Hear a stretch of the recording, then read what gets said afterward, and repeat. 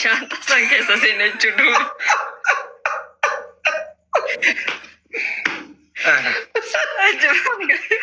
Dabba makina.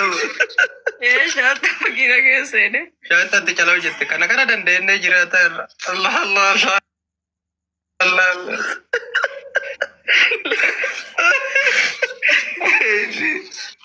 Namichi natti akeeketti ni shanta akeeka waan godhu wallaalle. Laalaa jedhee achi ganna baase namichi na qabee harkaan nu haramni harkaan illee nama hin qabdu ajnabi. Garuu waan godhu waan hin qabneef harkaan na qabee ganna baasee shanta kiyya fuudhee achi keessa kaa'etti cufee. Rabbi yariin asirime amma nama gabbiinaa seeni yookiin konkolaataa baddu yariin shantaa seeni namoota akkanaa qaroomsinee galchine. Wallahi mudata biyya ormaa keessan bu sirri nama mudata wanti akkana.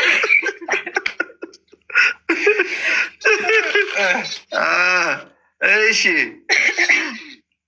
Egaa jiruun biyya ormaa ture. Waa hedduu qabdi deemnee mana geennee gasillee. Achi dhufee gisee shanta seenaa jedhee shanta illee ammallee banadhu seenaa jedhe.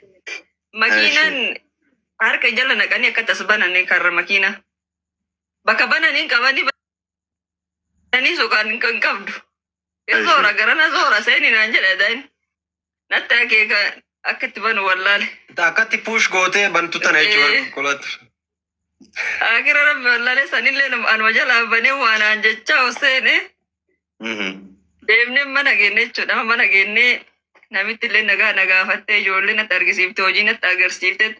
Odoma hojii natti agarsiisaa jirtu kana firaasha kiyyaa fi iddoo ani rafu fiddee firaasha naa fidde.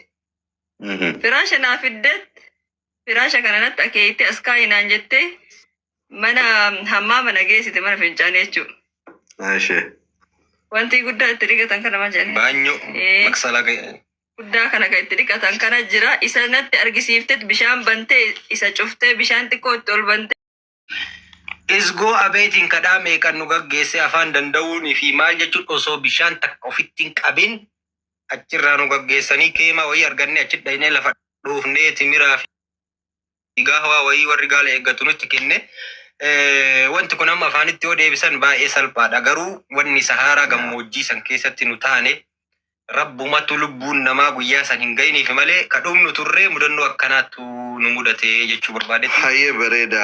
Gaggabaabsaa amma sagantaa keenya jidduudhaan ammoo sagantaa bohaartii irratti xiyyeeffataa adeemna.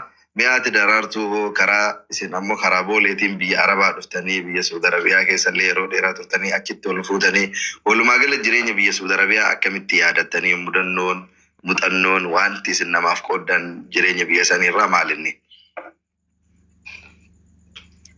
Wallahi jireenya biyya sanii gammachuullee gaddillee jira. Anallee kaa jiru biyya ormaa tana waan gaddas ta'e gammachuun hin dhabamu. Ani gaafa biyya keenya deemee biyya Saudi Arabiyaa dhaqu namichi dhufee na fudhate biiroo. Gayyaanee makiinaa jechuun makiinaa manaa tana fidee dhaabatee namichi shantaa duubaa kana banee.